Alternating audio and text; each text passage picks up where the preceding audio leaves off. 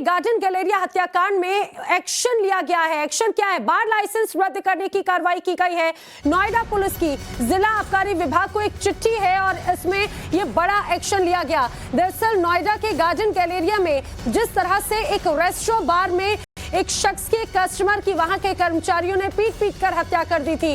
विवाद हुआ था, बताया जा रहा है कि बिल को लेकर विवाद था, लेकिन वो विवाद इतना ज्यादा बढ़ गया कि यहाँ पर उस रेस्टोरेंट पब के कर्मचारियों ने, वहां के बाउंसर्स ने इतना उस शख्स को पीटा कि उसकी जान चली गई। अब इस पूरे मामले में, हत्याकांड के मामले में बड़ा एक्शन लिया गया है। बार लाइसेंस का जो है वो रद्द किया गया, बड़ी कार्रवाई की जाएगी।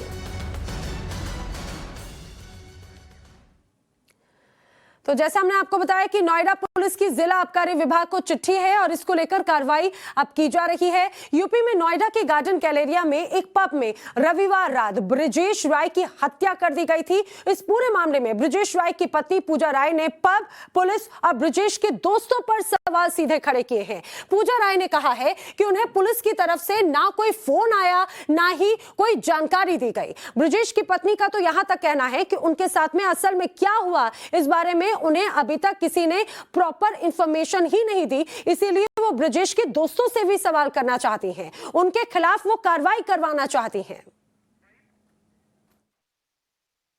मुझे जानना है कि मेरे पति की गलती क्या थी, क्यों मारा उनको, उन्होंने ऐसा क्या किया था और बाकी 6 लोग वहाँ पे क्या कर रहे थे।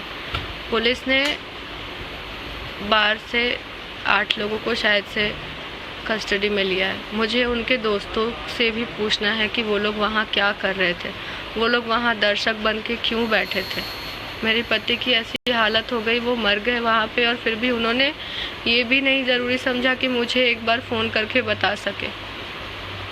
उन्होंने भी मुझे फ़ोन करके नहीं बताया था। मैं हॉस्पिटल पहुँची तो भी वहाँ किसी ने मुझे नहीं बताया कि ब्रिजेश नहीं रहे। इसमें पुलिस, दोस्त, बार के लोग, मालिक, सब लोग इन्वॉल्व हैं। मुझे उनके दोस्तों के खिलाफ भी स्ट्रिक्ट एक्शन चाहिए। ऐसे दोस्त किसी को नहीं मिलने चाहिए। दोस्त का मतलब ये नहीं होता कि आप ऐसा करें, और इतना कुछ होने के बाद आप लोग फिर भी पुलिस, चौकी, थाना ये कर रहे थे। तो ब्रिजेश राय की पत्नी को आप सुन रहे थे, उन्होंने उनके दोस्तों पर भी सवाल खड़े किए हैं। वहीं पुलिस इस पूरे मामले की तफ्तीश में जुटी हुई है। वारदात से जुड़ी सबूतों के आधार पर 8 नामजद लोगों में से 7 को अभी तक गिरफ्तार किया जा चुका है और इन 7 लोगों में से 5 बार के ही कर्मचारी हैं। एक फरार स्टाफ की भी तलाश अभी भी जारी है। वहीं एक अज्ञात आरोपी की पहचान करने की कोशिश भी लगातार की जा रही है। नोएडा के एडिशनल डीसीपी रणविजय सिंह से हमारे साथी ने खास बातचीत की। सुनिए अनुज मिश्रा के साथ में बातचीत में उन्होंने क्या कहा। जो 7 अरेस्टेड हैं, उस 7 में से 5 उस जो बार है उसके एम्प्लॉई हैं और 2 व्यक्ति उस मॉल के सिक्योरिटी के एम्प्लॉई हैं। तो इस प्रकार 7 लोगों को हम लोगों ने गिरफ्तार करके जेल भेज दिया है। एक जो फरार है उसके लिए हमारी टीमें लगी हुई हैं और एक जो 9th व्यक्ति है उसकी आइडेंटिटी स्टैब्लिश करने में हम लोग लगे हुए हैं और बहुत जल्दी इन लोगों को भी हम राउंड अप करेंगे। सर, क्या ये बाउंसर है?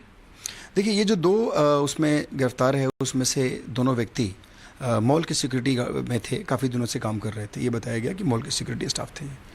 सर, अच्छा, अब सीसीटीवी का एनालिसिस आप लोगों ने किया होगा, क्या पता चल रहा है कैसे स्टार्टिंग हुई घटना की, उसके बाद क्या कुछ हुआ, और जिस तरीके से इनिशियल पोस्टमार्टम रिपोर्ट भी आप लोगों के पास अब आ चुकी होगी, क्या कुछ पता चला है कि किस तरीके से डेथ हुई? जो एविडेंस हम लोग के पास है उसके हिसाब से ये जो बिल का विवाद शुरू हुआ था और बिल के विवाद में बातें आगे बढ़ती गई, जो हॉट एक्सचेंज शुरू हो गया और उसके बाद वो मारपीट में शुरू हो गया। इनफैक्ट हम लोग के एविडेंस के हिसाब से जो बार के स्टाफ थे उनका बिहेवियर अनकंट्रोल था और उसके बाद उसी में जो सिक्योरिटी मॉल की होती है उसके 2 आदमी आकर के उसको उन लोगों ने ज्वाइन कर लिया। तो इस प्रकार इन लोगों ने उनके साथ बहुत मारपीट की और जो इंजरीज़ PM आई हैं उस इंजरीज़ के हिसाब से लात घुसों की चोट उन लोगों को ज़्यादा लगी थी और उसी के चलते उनकी डेथ हो गई। हेड इंजरीज भी? हेड इंजरी है, प्लस स्प्लीन में कुछ प्रॉब्लम, स्प्लीन में इंजरी है, प्लस स्टमक में फ्लूइड्स और आ गए थे। तो इस प्रकार ऐसा लग रहा है कि ये लात घुसों से ही इनके साथ मारपीट हुई। सर, जो मृतक की पत्नी है वो लगातार सवाल खड़े कर रही है, खासतौर पे उनके दोस्तों पर और पुलिस पर। सीसीटीवी फुटेज आप लोगों ने देखा होगा, क्या लग रहा है दोस्तों ने क्या उनकी मदद करने की कोशिश की उस दौरान? देखिए, जो वहाँ पे हम लोग को जो हमें एविडेंस मिले हैं उसके हिसाब से ऐसा लग रहा है कि जो स्टाफ थे स्टाफ और जो इधर जो लोग दोस्त गए थे, इन लोगों के बीच में ही मारपीट हुई है। तो सुना आपने यहाँ पर किस तरह से हालात थे। हालांकि कुछ देर पहले हमने आपको रेणु राय जो कि ब्रजेश राय की पत्नी है उनका बयान सुनाया था। अब आपको हम ये भी दिखाते हैं कि किस तरह से रेणु जब ब्रजेश राय के दोस्तों से अस्पताल में मिली तो इस दौरान उन्होंने कैसे नाराजगी जताई, देखिए। और ऐसे कौन से दोस्त होते नहीं लिख रहे थे पुलिस वाले रिपोर्ट तो क्या हो जाता, उठा के लेके आते ना यहाँ पे, उसके बाद दोस्त होते हो ना कर लेते कुछ भी। उतना तो मैं अकेली औरत कर लेती, अगर वहाँ पे होते अकेले होते पुलिस वाले नहीं भी लिख रहे थे तो उनके मुंह के सामने से लेके जाती अपने पति को ठीक कराने के लिए।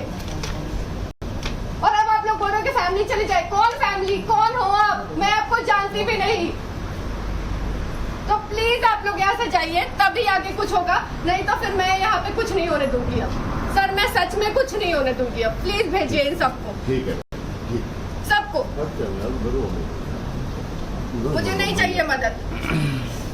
मुझे पता है मेरे पति के पास क्या था क्या नहीं था, क्या करना है कैसे करना है, सब मुझे पता है। मैं भी पढ़ी लिखी हूँ, मुझे आप लोगों जैसे दोस्तों की जरूरत नहीं है। और सच बताओ तो मैंने तो कभी कहा ही नहीं, मैं तो हमेशा अगेंस्ट थी आप जैसे दोस्तों के, जो दोस्त पी पी के ढेर होते रहते हैं। और आज उसी दोस्त लोगों ने मिल के उसको जान से मार दिया ना। और अभी दिखा रहे हो कि आप फैमिली हो। फैमिली ऐसी नहीं होती है और ऐसे दोस्त भी नहीं होते। और भगवान करे आप लोग को तो सच में मैं दिल से बद्दुआ देती हूँ, आप लोग कभी भी खुश नहीं रहोगे। आज जो और वो जो सुमित भैया वहाँ पे जो फैमिली है वो ड्रामा कर रहे हैं ना, उनको भी कभी खुश नहीं रहेंगे।